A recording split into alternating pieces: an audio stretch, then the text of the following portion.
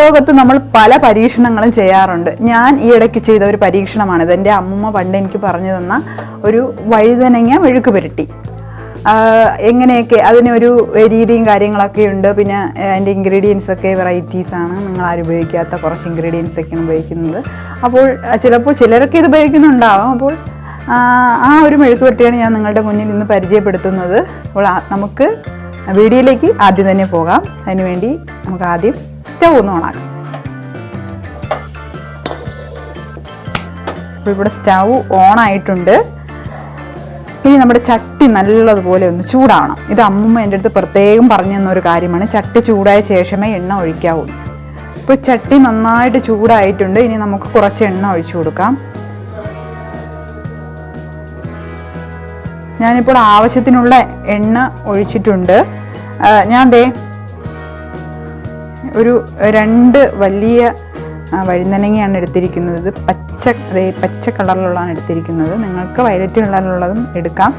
ഇത് ഞാൻ അരിഞ്ഞുടഞ്ഞ് വെള്ളത്തിലോട്ട് ഇട്ടു. കാര്യം വെള്ളത്തിലിട്ടില്ല എങ്കിൽ ഇതിൻ്റെ പുറം ഭാഗം നന്നായിട്ട് കറുത്തു പോവും കുറച്ച് നേരം കഴിയുമ്പോഴത്തേക്കും. അതുകൊണ്ടാണ് ഞാൻ വെള്ളത്തിലിട്ടത്. ഇപ്പോൾ എണ്ണ നന്നായിട്ട് ചൂടായിട്ട് വന്നിട്ടുണ്ട്. ഇനി നമുക്ക് ആവശ്യമുള്ള സാധനങ്ങൾ ഇട്ടു കൊടുക്കും. നമ്മൾ സാധാരണയായി ചെയ്യുന്നത് പോലെ കുറച്ച് കടുക് ഇടുക. അതിനുശേഷം ഞാനിവിടെ ഒരു 10-15 ചെറിയുള്ളി നല്ല നീളത്തിന് അരിഞ്ഞെടുത്തിട്ടുണ്ട്. ഇതിലേക്ക് ഇടുക. ഈ ഉള്ളി നല്ലതുപോലെ ചുവന്ന് വരേണ്ട ആവശ്യമൊന്നുമില്ല. ഒരു മീഡിയം പരുവാകുമ്പോഴത്തേക്ക് നമുക്ക് നമ്മുടെ വഴുതനങ്ങ ഇടാം. അതിന് മുന്നേ നമുക്ക് കുറച്ച് ഇൻഗ്രീഡിയൻസിൽ ചേർക്കാനുണ്ട്. അത് നമുക്കൊന്ന് ചേർക്കാം. ഇനി നമുക്ക് കുറച്ച് ഇഞ്ചി വെളുത്തുള്ളി പേസ്റ്റ് ഇടാം. ആവശ്യത്തിന് മാത്രമുള്ളത് ഇട്ട് കൊടുക്കുക. നന്നായിട്ട് ഇളക്കുക.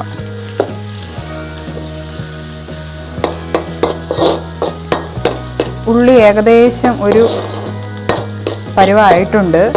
ഇനി പൊടികൾ ചേർത്ത് കൊടുക്കുക. അതിനുവേണ്ടി ഞാനിവിടെ കുറച്ച് ഉപ്പ്, ആവശ്യത്തിനുള്ള ഉപ്പ്, പിന്നെ 1 ടീസ്പൂൺ മുളക് പൊടി, അപ്പോൾ 1/2 ടീസ്പൂൺ മല്ലിപ്പൊടി, പിന്നെ ഗരം മസാല ആവശ്യത്തിന്, പിന്നെ കുരുമുളക് പൊടി 1/2 ടീസ്പൂൺ, അതുപോലെ മഞ്ഞൾപ്പൊടി 1 ടീസ്പൂൺ. ഇത്രയും സാധനങ്ങൾ എടുത്തിട്ടുണ്ട്. ഇതെല്ലാം കൂടി ഒരുമിച്ച് ചേർത്ത് കൊടുക്കുക. ഇനി നന്നായിട്ട് മിക്സ് ചെയ്യുക. ഇപ്പോൾ ഏകദേശം ആ ഒരു പച്ചമണമൊക്കെ മാറി നല്ലൊരു സ്മെല്ല് വരുന്നുണ്ട്. ഇനി നമുക്ക് കുറച്ച് കറിവേപ്പില ചേർക്കാം. കറിവേപ്പില ഈ ഒരു ഘട്ടത്തിൽ ചേർക്കുന്നതാണ് നല്ലത്. ഇനി ഏകദേശം ഉള്ളി ഒരു പരുവമായി. ഇനി നമുക്ക് വഴുതനങ്ങ നമ്മൾ അരിഞ്ഞ് വൃത്തിയാക്കി വെച്ചിരിക്കുന്നത് നമുക്ക് ഇതിലോട്ട് ചേർത്ത് കൊടുക്കാം. ഇനി ഇതെല്ലാം കൂടി നന്നായിട്ടൊന്ന് മിക്സ് ചെയ്യുക. നമ്മൾ ഈ ഒരു വലുപ്പത്തിൽ വേണം വഴുതനങ്ങ കട്ട് ചെയ്യാനുള്ളത്. കാര്യം ചൂടടിച്ച് ഇത് നല്ല രീതിയിൽ ചുരുങ്ങി പോകാൻ ചാൻസ് ഉണ്ട്. ഇപ്പോൾ പൊടികളെല്ലാം നല്ലതുപോലെ വഴുതനങ്ങയിൽ പറ്റിയിട്ടുണ്ട്. ഇനി നമുക്കിത് അടച്ചിട്ട് ഒരു 3 മിനിറ്റ് വേവിച്ചെടുക്കാം.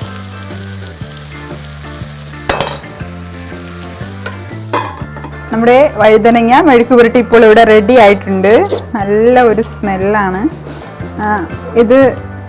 നല്ല സ്മെല്ലടിക്കുന്നുണ്ട്. എനിക്ക് കഴിക്കാൻ തോന്നുന്നു. ഞാൻ എന്തായാലും ഒരു പാത്രത്തിലോട്ടൊന്ന് സെർവ് ചെയ്തിട്ട് കഴിച്ചു നോക്കിയിട്ട് എങ്ങനെയുണ്ടെന്ന് പറയാം.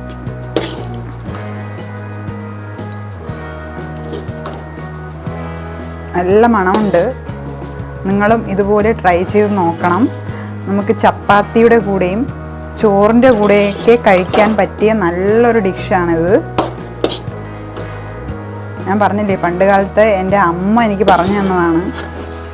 പക്ഷേ ആ രീതിയിൽ എല്ലാ ഇൻഗ്രീഡിയൻസും ചിലപ്പോൾ നിങ്ങൾ ചേർക്കുമായിരിക്കും. ഈ ഒരു രീതിയിൽ ചേർത്ത് വെച്ചാൽ മറ്റൊരു ടേസ്റ്റാണ് നമുക്ക് കിട്ടുന്നത്.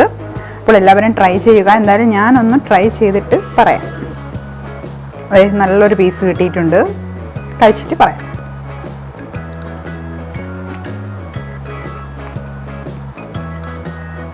നല്ല ഡിഷാണ്. വീട്ടിൽ വിരുന്നുകാരൊക്കെ വരുമ്പോൾ നമുക്ക് പെട്ടെന്ന് കറികളൊന്നും ഇല്ലെങ്കിൽ പെട്ടെന്ന് ഉണ്ടാക്കി കൊടുക്കാൻ പറ്റിയ ഒരു ഡിഷാണത്.